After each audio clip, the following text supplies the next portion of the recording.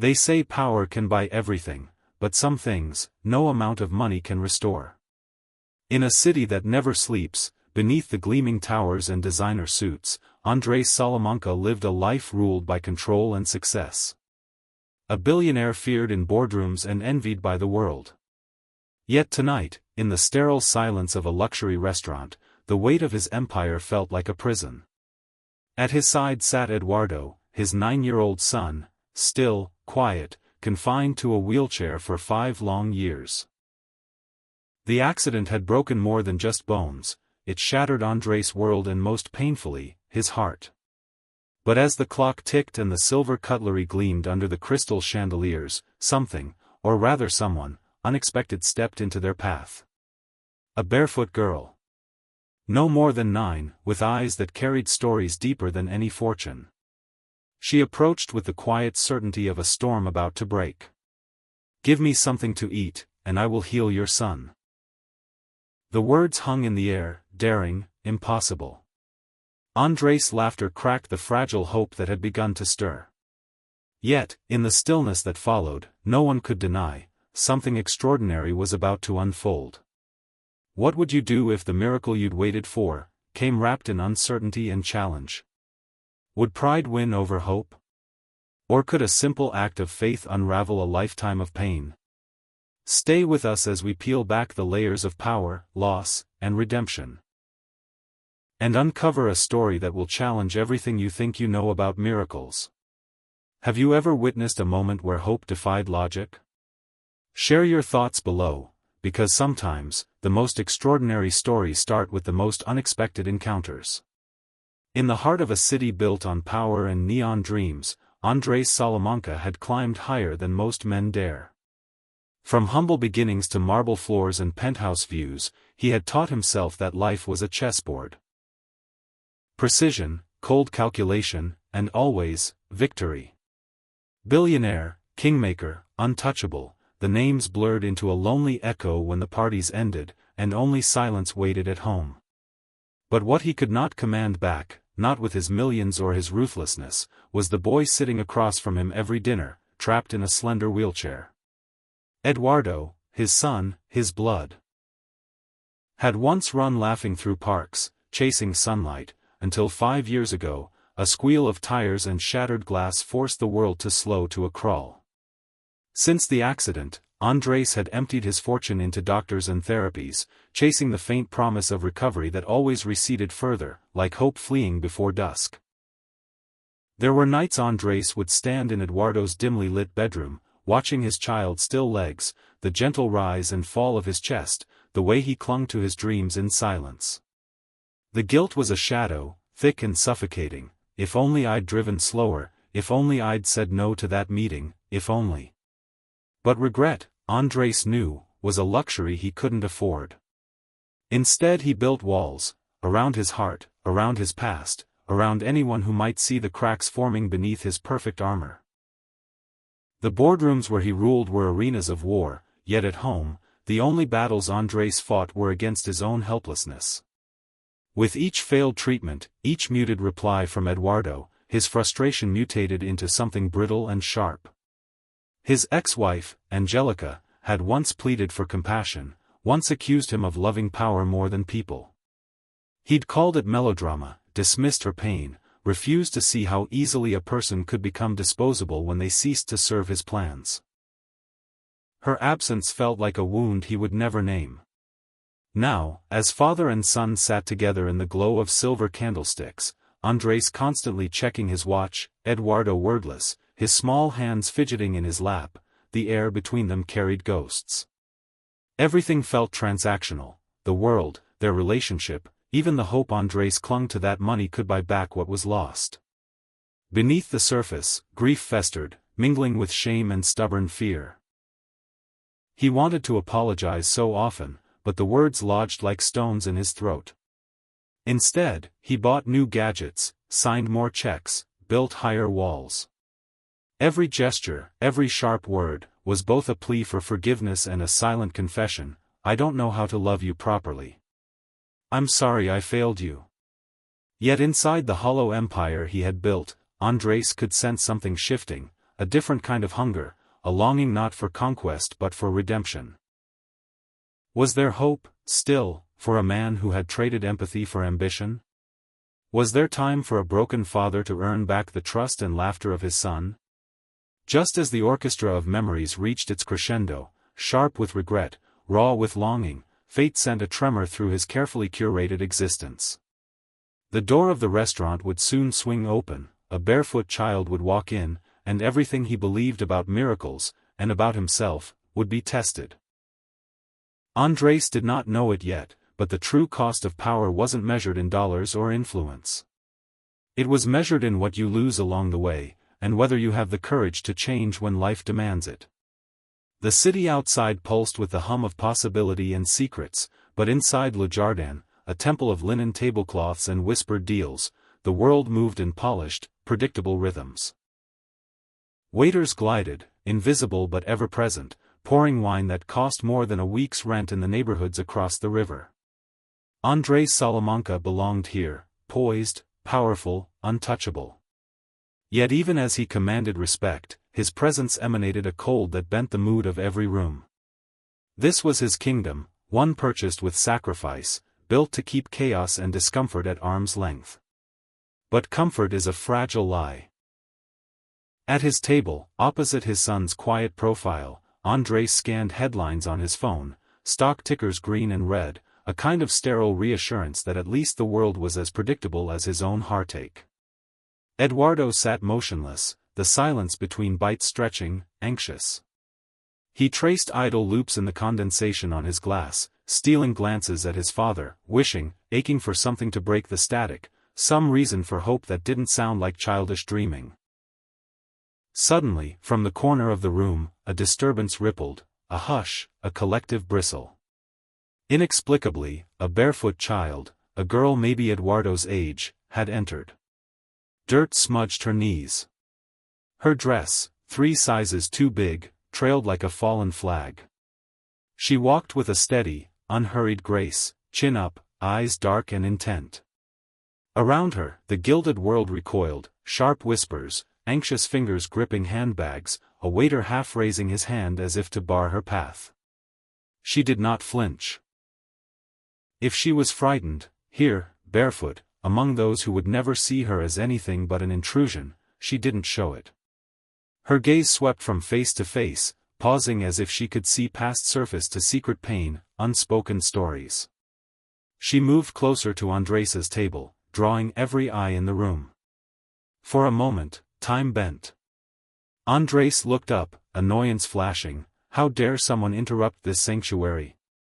His first impulse was to wave her off, order the staff to do their job. But something in her defied dismissal, an unyielding strength, calm and strange, as if she belonged here more than anyone. Without preamble, the girls stopped at their table. "Give me something to eat," she said, her voice steady but soft, "and I will heal your son." Stunned silence. To everyone else, it sounded like madness, or maybe a scam. But Eduardo's eyes widened, hope flickering for the first time in years. Andrés burned with anger and embarrassment. A scam, he thought. Pity, or manipulation, or both, and in front of his child. His pride prickled. He, who could buy anything, was being asked to trust the impossible by someone who had nothing. He lashed out, his words barbed and defensive. "Do you even know who you're talking to? What kind of game is this?" His voice, usually so controlled, rose just enough for those nearby to hear, power mixed with something rawer, fear. For one painful breath, room and reputation seemed to collapse around his old wounds and his looming dread. But the girl met his glare without hesitation. "Not a game," she said. "I see what others don't want to see." Andrés's anger tipped, spiked by a shame he could neither name nor endure. How easily this child, in her poverty and audacity, had exposed the emptiness that all his money could not fill. He saw his son's pleading look. A look that mingled longing and disappointment, as if he too was tired of being let down by adult certainty. The restaurant held its collective breath. Waiters hovered, torn between intervening and respect for the powerful man's mounting temper. No one knew what to do when the rules of their careful world no longer applied. Beneath the surface, the air thrummed with contradiction, privilege and need, belief and disbelief, power and powerlessness, the ache for hope and the terror of its price. Andrés knew, even as he tried to dismiss it all, that this encounter would not pass like some minor annoyance. In the girl's gaze, he saw challenge, a call not just for charity, but for courage. And in his heart, something, long dormant, began to stir with fear and longing in equal measure. As the moment stretched and teetered on the edge of disaster, Andrés and Eduardo found themselves forced to choose, retreat into the safety of cynicism or step, however reluctantly, toward a faith that threatened to unravel everything. And so, in a room built for the wealthy and the unbreakable, the most fragile question arrived: if a miracle came dressed in rags and hunger, would you recognize it, or let your pride turn it away forever? The girl stood her ground, unblinking. The next act, hope, humiliation, or redemption, waited to play out with every eye watching. And as the tension peaked, you have to ask yourself, what would you have done? Would you listen to the impossible or hide behind what's familiar? Let me know your thoughts in the comments, and get ready, because what happens next will change their lives forever. The moment the girl, Iris, knelt before Eduardo, the room seemed to hold its breath. Her small hands trembled ever so slightly as she reached out, not with the certainty of a trained doctor or the solemnity of a priest, but with the quiet conviction of someone who believed what others had long dismissed. That healing could come from faith, from connection, from something deeper than science could measure. As her palms touched Eduardo's legs, a spark flickered, not visible to the eyes, but undeniable to those present. A warmth began to spread, subtle but profound, dissolving years of numbness and silence. Eduardo's fingers twitched, his toes curled, and a soft intake of breath slipped from his lips, the first sign of life his body had shown in half a decade. Andrés stared, disbelief storming his face. His mind raced, a torrent of skepticism battling a flicker of hope he was too proud to admit. How could this be? After 5 years of cold tests, endless therapies, and the towering fortress of money he had built to conquer loss, was it possible that a barefoot child, a stranger, was performing the impossible here in front of him? Inside Eduardo, something fragile began awakening. The stillness that had defined his existence splintered under the gentle pressure of Iris's touch. It was as though a dormant part of him remembered warmth, remembered walking, remembered freedom. Yet with the surprise came fear. Could it be real? Or was this just another illusion, a cruel tease from a body long betrayed? Andrés, wrestling with the swelling tide of emotions, felt his furious pride crack open. His voice, sharp and unforgiving just minutes before, faltered. He wanted to protect his son from false hope, from disappointment yet again, but his heart betrayed him. He caught Eduardo's eye, silent, vulnerable, and saw reflected there a desperate plea for belief. The boy wanted his father to believe, to let down the walls just once. Around them, the restaurant's opulence stiffened into stunned silence. The patrons turned away, uncomfortable with a miracle they could neither grasp nor grant. Permission to witness. Waiters exchanged uneasy glances, some hoped it was a trick, others silently wished it might be true. Then, breaking the tension with the innocence only a child could wield, Iris looked up and said softly, "Sometimes it just takes a few minutes." Those words hung like a fragile lifeline, inviting both hope and doubt to wrestle within Andrés's soul. Could time alone be the missing piece in a puzzle money and medicine had failed to solve? A flicker of movement stirred within Eduardo again, a subtle, yet profound sign that history might be bending. And yet, in Andrés's eyes gleamed the sharp edge of skepticism fused with fear, a fear not just of losing his son, but of what believing this might demand of him. What would you do if hope arrived as a whisper on the edge of disbelief? Would you cling to your certainty or open your heart to the impossible? Hold tight, because the next moment will test every ounce of faith and shatter long-held doubts. The journey from wonder to truth is just beginning. The car's engine hummed quietly as Andres drove through the city's darker edges, a part of town the gleaming towers of his world seemed to forget. The sharp lines of his tailored suit and polished shoes felt like a costume misplaced in the shadows of cracked sidewalks and flickering street lamps.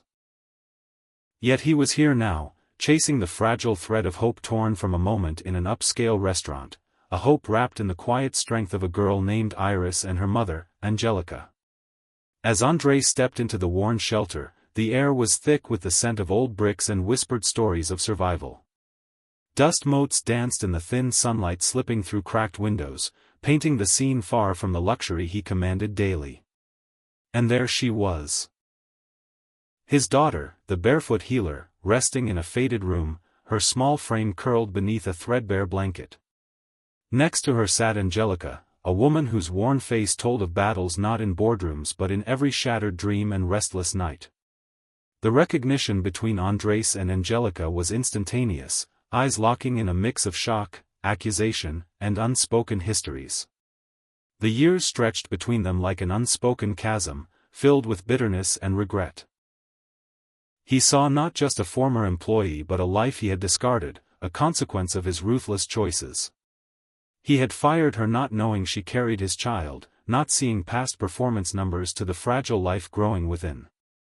Angelica's voice, no longer the pleading tone of before, bore the weight of survival and reproach. You threw me away when I was at my most vulnerable.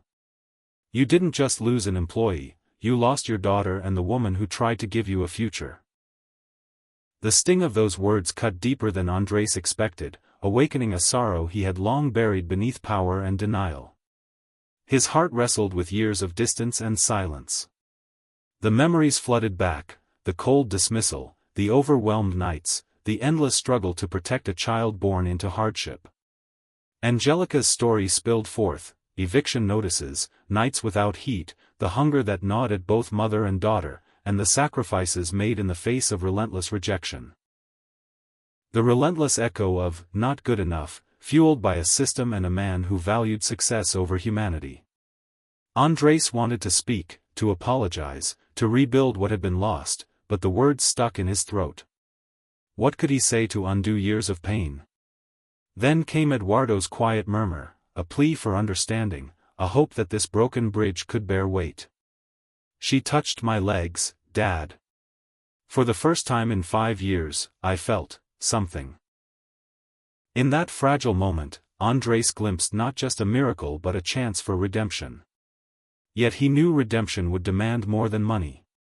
It required humility, an unraveling of pride, and a willingness to confront the shadows of his past. Angelica's eyes searched his soul. If you want to change, prove it. Not with words, but with action. We've lived on broken promises too long. Andres nodded slowly, the first tremor of true resolve piercing through a lifetime of guarded walls. Because sometimes, it's only when we face the ghosts we've buried that we find the courage to rewrite our stories, and maybe, just maybe, heal the wounds we thought permanent. A new morning crept gently into the lives of Andres, Eduardo, Iris, and Angelica, not with fanfare, but with the soft weight of possibility. The mansion, once a fortress for Andres's solitude, now echoed with cautious footsteps and laughter reborn. Yet beneath the tender surface, transformation was a hard, uneven struggle. Within Andres, in his fractured family, and far beyond. At first, change felt like penance. Andres filled Iris and Angelica's lives with gestures, a light-filled house safe from hunger, school enrollment for Iris, tailored work for Angelica. It should have been enough, but as Iris once said, charity isn't the same as repair. In each act, Andres wrestled with old habits, controlling, providing, expecting gratitude. But what the women needed most was respect, dignity, a stake in shaping their own futures. On the edges of this new family, Eduardo fought his own quiet battles, relearning hope, daring to believe the warmth in his legs wouldn't vanish again. His therapy sessions, once lonely rituals, became declarations of will. Iris waited at his side, whispering encouragement, her touch both anchor and promise. Each small victory, a flexing toe, a trembling step, shattered years of sorrow. Yet with every gain, terror lurked. What if it wasn't real? What if loss returned? Inside Andres' company, the struggle was fiercer still. Word of the billionaire's redemption brought skepticism and ridicule. Board members snickered behind his back. Executives resisted when he appended policies to welcome back the wrongly dismissed, to open doors for single parents and those broken by the very system he once led. Andres faced each confrontation with the discomfort of a man learning to be vulnerable for the first time, public apologies trembling on his lips, resolve tested by every sneer, every doubt from those who profited off his former ruthlessness. And yet, something extraordinary happened. His courage, clumsy, imperfect, but real, bore fruit. In the break rooms, returned workers traded stories, finding kinship in forgiveness. Within the community, Andres and Eduardo were seen volunteering, not as saviors but as students, listening, learning, growing. Iris's presence became legend. She was less a miracle worker than a reminder that everyone deserved to be seen, to be given a chance. For Andres, the hardest lesson was surrender, relinquishing the illusion that he could control forgiveness or engineer love. True healing, he realized, meant honoring others' pain. Not erasing it, but letting it fertilize the ground for new possibilities. On a cool spring day, as Eduardo managed a few unsteady but fiercely determined steps across the garden, Andres's breath caught in his throat, not just for the miracle he witnessed, but for the man he was becoming. He saw now, healing had never been about limbs or fortunes. It was about listening, giving the voiceless a place at the table, trading power for presence, pride for empathy. This was transformation. Not an ending, but a beginning, rippling outward, person to person, story to story. The wounds of one family became a rallying cry for many. The mansion's front door, once always closed, now stood open to the world. And through it all, Andres carried the memory of Iris's words, "Your son is learning to walk. Now, will you?" And as dusk settled in, hinting at redemption still in motion, a new question rose: where does true change begin, for a man, a family, or a city? Perhaps it begins just where you fear it most, with the courage to hope, the humility to change, and the will to lift others as you rise. Stay with us, because in the final part, we'll witness not just transformation, but the hope that spreads when one life chooses to heal what seemed unhealable. Would you take that first step? Let us know how you'd embrace change, in your life and beyond. The garden bloomed with morning light, dew clinging to freshly turned soil. A living testament to second chances. In the heart of this new home, Eduardo steadied himself on trembling legs, toes gripping the grass as Iris stood at his side, their laughter dancing above the flowers. For the first time in years, hope was no longer a fragile guest. It had taken root, real and stubborn and alive. Andres watched from the porch, a mug clasped in both hands, shoulders heavy not with regret but gratitude. The man he saw reflected in the window was transformed. Less the titan of boardrooms, more a father learning the weight and wonder of humility. Their lives were far from perfect. Shadows lingered, Eduardo's steps would always be a little unsure, Angelica's scars had not faded, and the wounds Andres's old mistakes had carved in others took time to heal. But that morning, possibility hung thicker than any burden.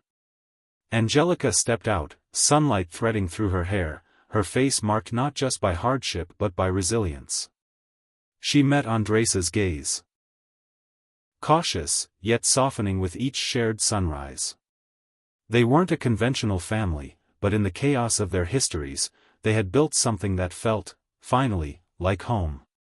Within the city, word of Andres's transformation rippled. Some called it a publicity stunt, others scoffed at the billionaire's change of heart. But those who had been restored, employees rehired, mothers offered dignity, broken families given a lifeline, knew better. Small miracles multiplied, each act a pebble dropped into a still pond, hope spreading outward, quiet and persistent. In the evenings, Eduardo and Iris led neighborhood children in games on the great lawn, his laugh a victory, her steady presence a touchstone. Sometimes, Angelica would sit on the steps, Iris's head in her lap, watching Andres lean down to tie his son's shoes, a gesture unthinkable months before. Yet even in this peace, Andres felt the weight of responsibility bloom beside hope. He understood, finally, that redemption is never owed, it's earned again every day. Legacy, he realized, is not measured in fortunes or headlines, but in the healing you help bring to others, the doors you open, the dignity you restore, the futures you lift from the ashes of your own regret. As dusk deepened, Eduardo pressed a sapling into the earth near the garden's edge.